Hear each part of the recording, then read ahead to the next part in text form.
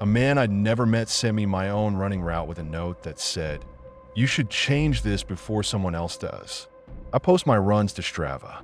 Private, I thought. Just friends. Same 5 a.m. loop 3 times a week. River path, footbridge, back streets. Boring. Safe. That loop was the only part of my life that behaved. Work was chaos. My apartment was loud. My relationship was rotting from the inside. But at 5 a.m., it was just my breath in the cold and that orange GPS line tracing the same shape.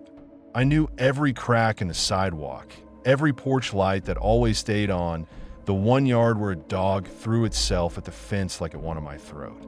After some true crime podcast scared the shit out of me, I went into Strava settings and locked everything down. Friends only. No map previews. No share to Facebook. Tiny lock icon next to my name. I remember feeling smug about it. Look at me, not being an idiot. Numbers, not people. Pace, distance, splits, not eyes. The route lived in my body. Out the door at 5:04. Watch started at the same crosswalk every time. River path at 5:15. Under the overpass at 5:20. Footbridge at 5:23 if I didn't stop to retie a shoe. I knew there were sketchy parts. The underpass where the lights buzzed and hummed. The section where my GPS always glitched and dipped my orange line into the river for a second. I turned it into a joke in captions. Apparently I can walk on water now. Hit upload. Got my little dopamine and went to work. The morning this all kicked off, I almost skipped. Alarm at 4:50, brain screaming no. It was cold, my knee twinged, the bed felt like glue. Then I pictured my weekly mileage dropping and got mad at myself. I hauled my ass up, pulled on the same leggings and neon vest, and went. From the start, things felt slightly wrong, like a song playing half a beat off. My watch lagged on the first kilometer, froze, then caught up. I smacked it and kept going. At the overpass, a truck thundered overhead and grit rained down into my mouth. Under the bridge, the air went from cold to sharp. My shoulders climbed toward my ears. My brain whispered, "Someone's watching." I told it to shut the fuck up and pushed harder. Halfway across the footbridge, my watch screen went black. No low battery warning, nothing. Just dead. I stopped and stabbed every button with my thumb. Nothing. I'd charged it the night before. I remembered unplugging it.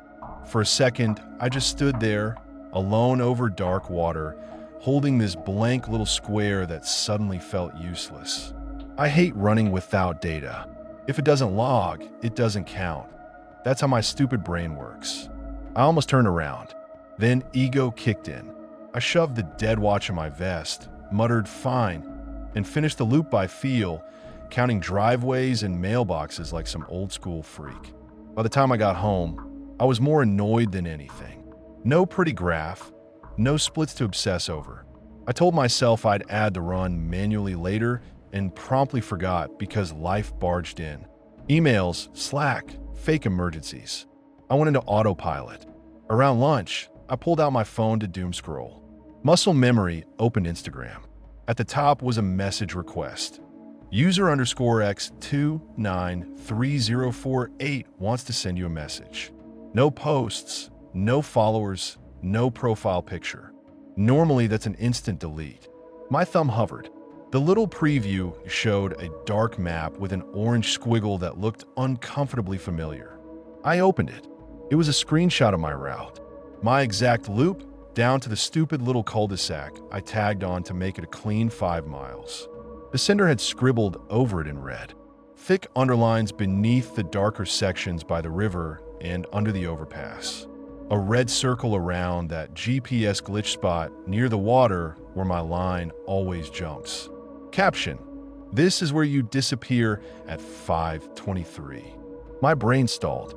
I waited for some LOLJK follow-up that never came. I tapped the username. Their profile was empty.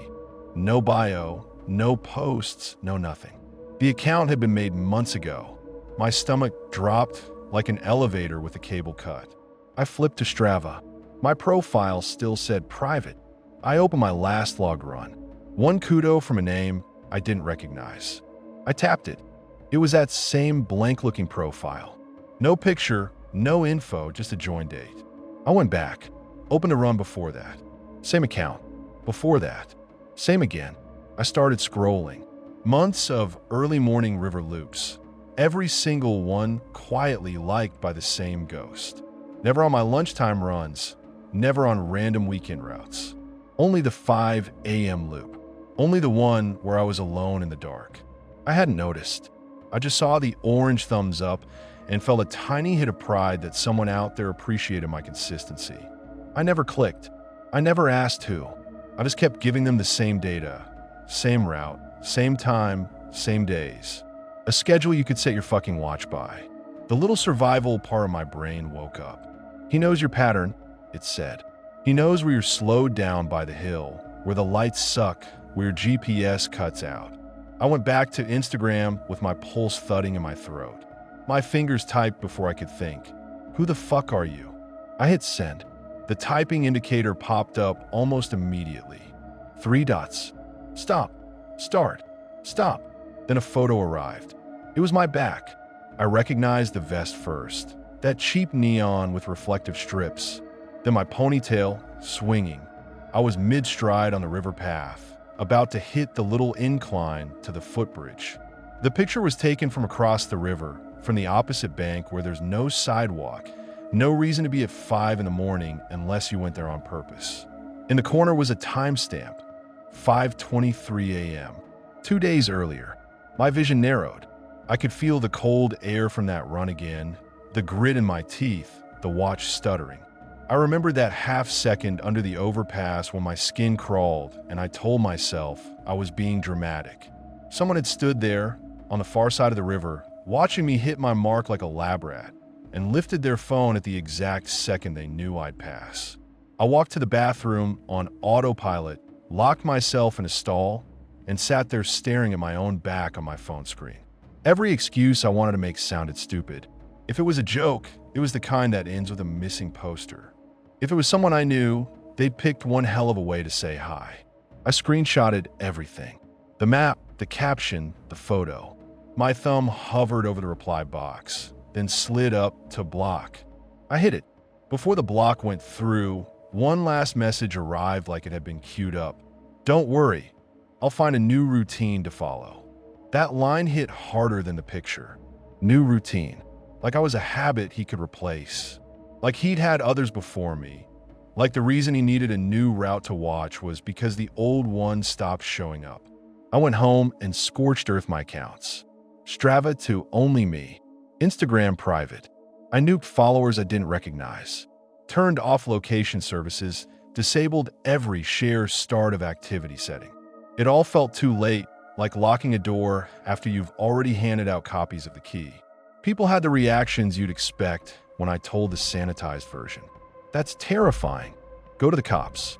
At least someone's impressed by your discipline, one friend joked, and I had to fight the urge to throw my phone. I did call the non-emergency line. The cop told me to stop posting my workouts and to call back if he actually threatened me or showed up. Apparently, this is where you disappear doesn't count if it's written over a map. So I stopped running outside. Just like that, something that made me feel strong turned into something that made me feel stupid for ever thinking I was safe. I bought a crappy treadmill off Facebook Marketplace and wedged it next to my couch. Now I run facing a blank wall, no headphones, listening for footsteps in the hallway like a paranoid bitch. My body still wakes up at 4:50. Habit doesn't care that you're scared. I'll lie there and picture the river path at 5:23 with nobody on it. I imagine him standing on the far bank, checking his phone, realizing I'm not coming back. I wonder how long he waited. I wonder whose route he studies now. Sometimes I open Strava and scroll back to those old runs. The map is just lines and streets, but it feels like evidence from something that almost happened. Every dark stretch is a place I volunteered. Under the overpass, beside the trees, that glitch spot where the GPS drops and the line jumps like I vanished for a second. The part that sticks is not just that he watched. It's that I made it easy. I wrapped my routine in words like discipline and grind and posted my vulnerability like it was an achievement. I showed up on schedule and handed him a script. Now I change my route for everything. I switch grocery stores for no reason. I don't tag locations until I'm already gone. People tell me I'm paranoid. Maybe, but once you've seen your own back through a stranger's camera, you stop believing your life is too boring to stalk. To whatever bored predator tracks women like split times, get a hobby that doesn't involve our arteries. Let's not meet.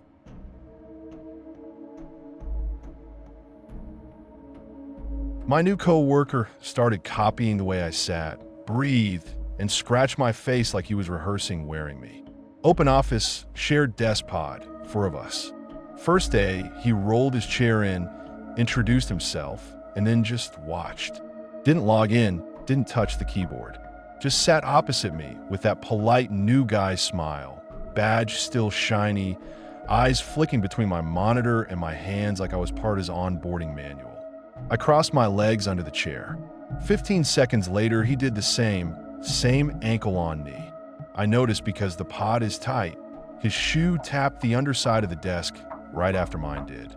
I uncrossed my legs. He waited, then uncrossed his. I switched to the other ankle.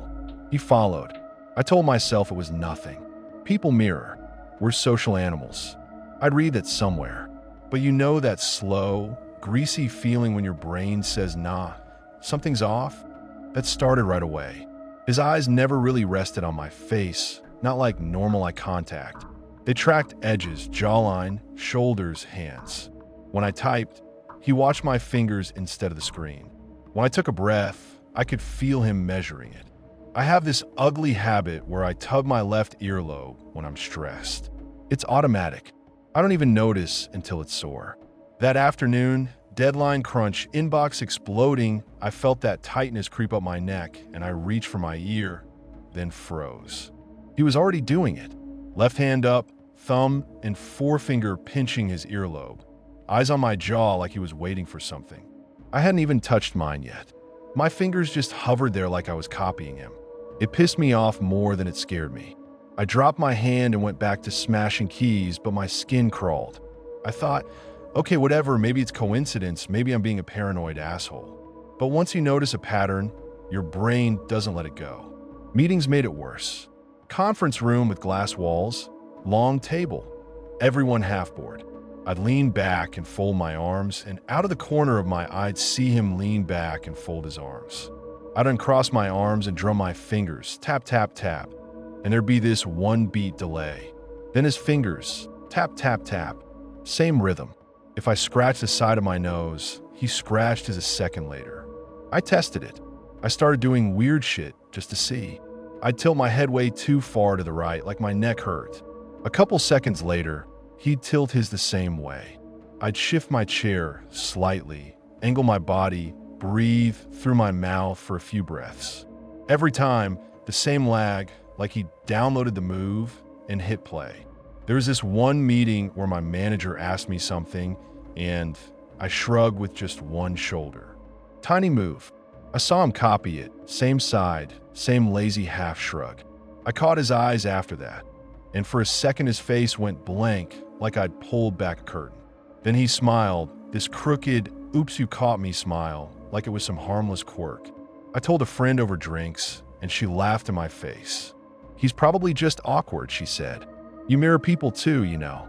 I asked, do I tug people's ears before they do? She rolled her eyes and changed the subject. At work, it kept escalating in these tiny, stupid ways that were somehow worse than anything big. I'd take a sip from my water bottle, he'd do it. I'd adjust my watch, he'd adjust his bare wrist. He didn't even wear a watch. Once I sneezed so hard, I slammed my knee on the desk. A few seconds later, he did this fake half sneeze and bumped his knee too, then winced like he'd committed to the bit. Who the fuck does that? I tried to ignore him, tried to bury myself in tickets and emails. But I started to feel displaced, like he was smoothing out the edges of me, wearing down the difference between us.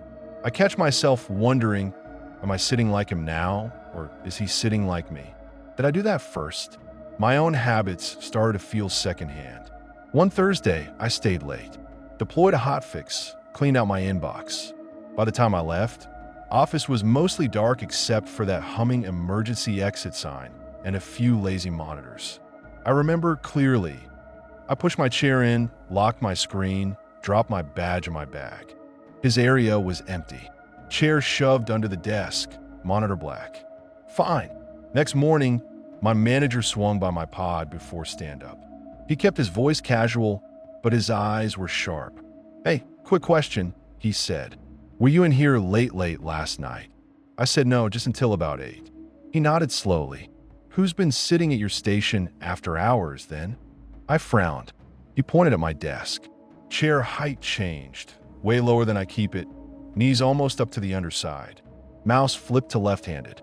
I'm right-handed, always have been. I bitch about left-handed setups every time I use a shared machine. The login screen sat open with my username half-typed like someone had paused mid-spell. That shakiness started in my hands first. Not full panic, just that light static under the skin. I said, "Maybe someone from IT?" My manager shook his head. "Security cameras showed a shadow in your seat. Your exact posture, head tilted your exact way, arm up on the armrest like you do when you're glued to a bug. But badge logs only have one person in the building after 9. He said his name. My new coworker. I swallowed it down, joked something about him being eager. My manager chuckled, but he watched my face too long before walking off. I told myself I'd confront the guy, asked what his deal was.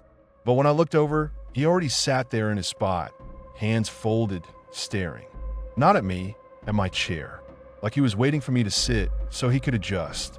I chickened out, obviously. Told myself I didn't want to be the office psycho accusing someone of sitting wrong. So instead, I started changing things midday. I'd switch my mouse to the other side for an hour, force myself to type with my hands in a different position, tilt my monitor too high, too low. I try to fuck up the pattern. Every time, he'd adapt. It was like watching a cheap 3D model load a new animation. Slight lag, then perfect imitation. The worst part was when he started getting ahead again. I'd feel the stress coming, that tight band across my forehead. Before I even moved, he'd lift his hand toward his ear. Just hover there, fingers waiting. My own hand would twitch like it wanted to follow his. I had to stick my fist under my thigh to stop myself. It felt like he was teaching my body what to do instead of the other way around. I went to HR once. Didn't mention the copying, just the after-hours thing. "He's using my station," I said. "It's against policy."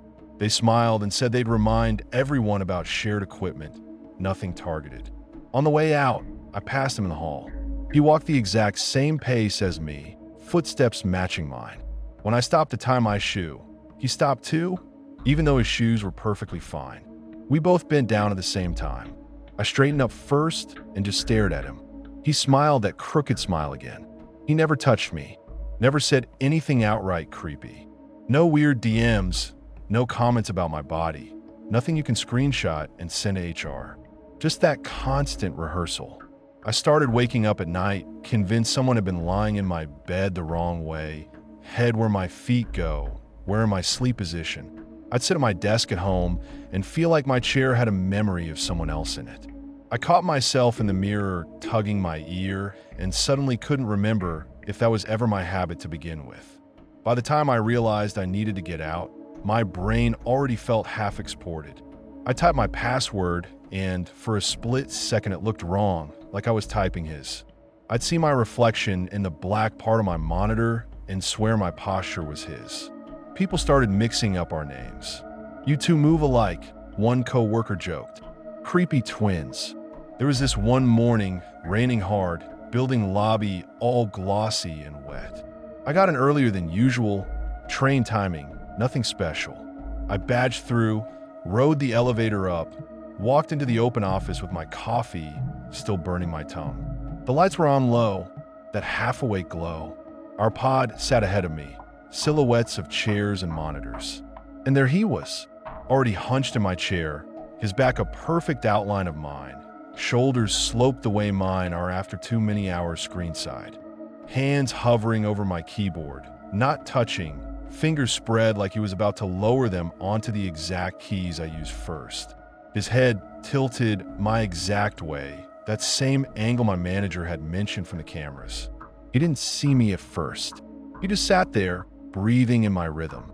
You know your own breathing once you lose it. I recognized it. Something in me just snapped back into place and at the same time broke clean off. There wasn't a confrontation, no dramatic speech, no achiric implant, just this cold, very simple thought. If I sit down, I won't be the one leaving this chair anymore. So I turn around, walk straight back out, and by the time I hit the sidewalk, I'd already typed my resignation email on my phone with shaking thumbs. Sent it from the street, rain soaking my shirt. I never went back for my plant, my mug, anything. I left all of it there like shed skin. Maybe he's still in that chair. Maybe he moved on to someone else. I don't want to know. I just know this. The day I walked in and saw him already hunched in my chair, hands hovering over my keyboard like he'd practiced this moment 100 times, I packed my shit and took the hint.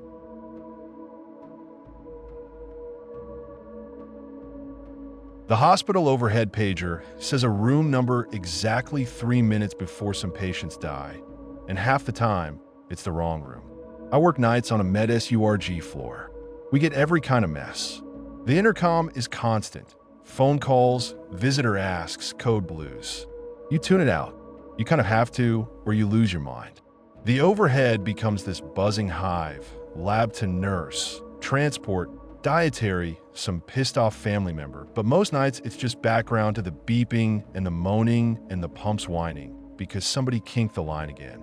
Then one slow shift, I heard it crackle and spit a single phrase, code white room 612. No one uses code white here. And 612 was an empty storage room 2 floors up. It wasn't just the words. The voice sounded wrong. Too clean. No background noise, no other phones, no keyboards, no coughs. It sounded like it came from nowhere. Everyone at the desk froze, looked up, then did the same thing. Small shrug, I roll, go back to charting. Charge joked it was IT being cute, and that was it. I still pulled up the bed list. Number 612, anywhere except a locked storage on another unit. I stared at the wall clock. 3 red minutes crawl by. 3 minutes later exactly, rapid response called from 414. Old guy, septic crashed out of nowhere. His vitals have been shitty, but stable all night. We just grumbled that he was sick, not dying. Then his pressure tanked. Sats dropped into the 70s. Monitor went from nagging yellow to full red screaming. We ran. We did the whole circus. CPR, pressers, intubation while his wife sobbed into a curtain. Shipped him to ICU, barely hanging on. He died there before shift change. I told myself it was coincidence. Hospitals are full of codes. If you say something bad will happen in the next hour, you'd be right most days. I try to let it go, until it happened again. Different night, around 3 a.m., that dead hour when even the call lights pause. The intercom crackled once. Code white 520. Same calm voice, same weird clean silence behind it. I checked the board. Number 520 on any floor. I even opened the campus map. Nothing. A new grad laughed and said spooky, and someone else picked up the phone, called the operator, asked what code they'd just paged. Operator swore up and down they hadn't said code white. Their log only showed a transport call from radiology. I watched the clock again, not even sure what I was waiting for until the second hand hit the 3-minute mark. 3 minutes later, 308's monitor screamed and never really stopped. He was a post-op going home the next day. I'd literally told him that. I hit the room and he was bluing around the lips, eyes wide, like he'd seen something in the corner. We coded him hard, got him back twice, lost him the 3rd time. His daughter watched from the doorway and made this sound I still hear when the unit's quiet. After that, I started timing them. Pager, nonsense room, calm voice, no background noise. 3 minutes. Something bad, always on our campus, not always my floor. Sometimes a fall, sometimes a code, sometimes a family member dropping in the visitor bathroom. One night it said, code white 227. That's an outpatient clinic closed at midnight. 3 minutes later, Security called for help in the second-floor public bathroom. Middle-aged woman on the tile, pulseless, son screaming that she'd just gone to pee. Another time it called a room we turned into a staff lounge years ago. Code white 315. We all laughed because we were literally sitting in there eating stale cookies. 2 minutes later, one of the nurses in the lounge dropped her cup, stared straight ahead, then seized so hard she bit through her tongue. She survived, but she never came back to nights. Says the lights hummed too loud now. I finally asked an older nurse what code white meant. She went very quiet and said we used it years ago for end-of-life support, before they changed the language to something softer. I asked if it could still be in the system somewhere, some old macro firing by accident. She shook her head. They scrubbed it when they rebranded everything. Families don't like hearing end of life. Makes the surveys look bad. Then she stared at the ceiling speaker and added, "We shouldn't be hearing it. IT swears nobody's programmed that phrase in our system now. The operator logs never show it." I've stood right under a speaker with my phone recording, heard code white for 118, clear as day, checked the file after, nothing but static and regular pages. But 3 minutes after that one, a visitor in 418's room collapsed in the chair and never woke up. You start to argue with yourself. Part of you goes, you're fucking tired. You're seeing patterns because this place is chewing through your brain. Another part goes, okay, but what about the times you knew something was about to go sideways before anybody hit the call light? I test it now. When I hear it, I look at my watch and pick a direction and walk. I pretend I'm just rounding, but I move faster than I should. Twice I've walked into a room to find a patient already clutching their chest or staring up at the ceiling, whispering something's wrong before the machines even catch up. I don't think the voice causes it. I don't think it saves anybody either. It just marks them, like the building itself clears its throat and says, "Heads up, one of yours is about to go." Sometimes I wonder if it's kinder. Nobody here is honest about death. Doctors hedge, families deny. Admin softens every word until it means nothing. That old phrase, end-of-life support, is the only one that fits what we actually do most nights. Hold hands, push morphine, watch numbers slide down and pretend it's peaceful. Maybe the hospital got sick of the euphemisms and kept its own language. Maybe all that pain and fear and end-of-life support soaked into the concrete and found its way back out through the speakers. Or maybe it's just a glitch and I'm building a ghost story on top of fried wiring. I honestly don't know anymore. What I know is this: it never lies about the timing. People can call it burnout, superstition, whatever makes them feel better.